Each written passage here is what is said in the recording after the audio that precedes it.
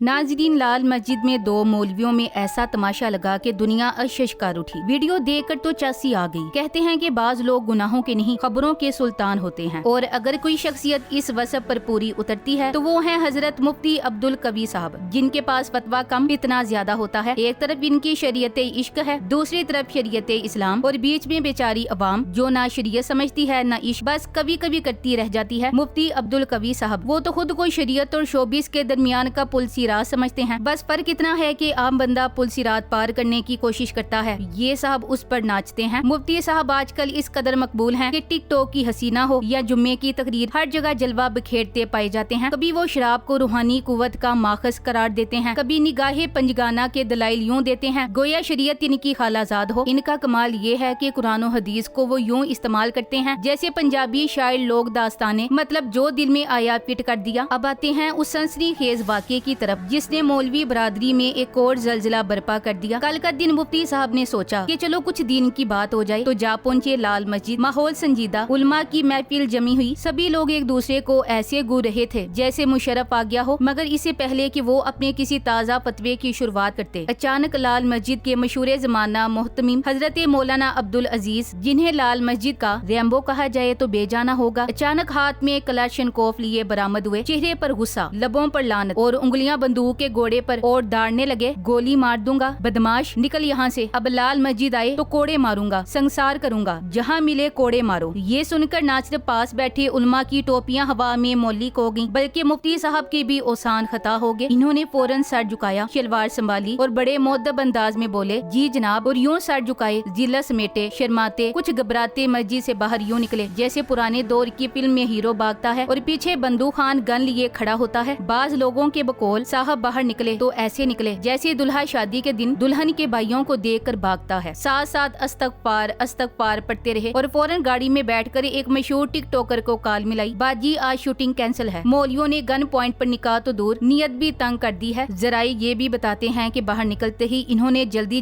3-4 TikTok delete किए, 2 तस्वीरें delete की और एक हसीना को मैसेज किया, आज का प्रोग्राम कैंसिल। मौलवियों का मुहासरा है। जराए बताते हैं कि मुफ्ती साहब ने इस वाक़े के बाद अगली तबलीगी सरगर्मी के लिए नारान कागान या किसी ऐसी जगह का इंतखाब किया है जहां न लाल मस्जिद हो न लाल चेहरे वाले मौलवी। लेकिन सवाल ये है कि मौलवी हजरात आखिर इतना चिढ़ते क्यों हैं मुफ्ती कवी से? इसका जवाब शायद यही है कि जहां बाकी उलमा जिहाद के हक में तकरीर करते हैं, मुफ्ती साहब जहाज में बैठकर दिल जीतने निकल जाते हैं। जहां दूसरा मुफ्ती तरावी की इमामत करता है, ये तरावी स्टोरी इंस्टा पर डाल रहे होते हैं। अब सोशल मीडिया पर सवाल ये है कि क्या मुफ्ती साहब की शरीय शरारतों पर फतवा जारी होगा या सिर्फ फायरिंग? और लाल मस्जिद में आइंदा दाखिले के लिए क्या शनाख्ती कार्ड के साथ किरदार सर्टिफिकेट भी मांगा जाएगा? बाकी बहस अपनी जगह, लेकिन वीडियो देखकर चास आ गई। वीडियो मुलाहजा कीजिए। आपको गोली मार दूंगा, अल्लाह निकल जल्दी से, निकल आ जाओ। आपने किसी ने आइंदा नहीं कहा, और इस बदमाश के साथ बैठा, उसे मेरा अस्सलाम वालेकुम। जो इंसान इसके देखे पांच से कहाँ पहुंच रहे हैं, चल निकल यहाँ से, देखो पूरे मुल्क में जहाँ मेरे इसको कोड़े लगा जाए, इस बदमाश को। ये खुद कहता है मैंने बहुत सारी शादी की है, मेरी जूती मार पड़ी है, जल्दी से निकल यहाँ से। आप लोग उनके साथ क्यों बैठे, इस बदमाश के साथ जो कहते हैं मैं बहुत सारी शादी करता हूँ, नया दिन बनाया इसने। पता लाल मस्जिद में आपने नहीं आना, अगर लाल मस्जिद में आए तो मैं यहाँ आपको कोड़े, यहाँ बांध के कोड़े लगा मांगूंगा, संसार करूँगा।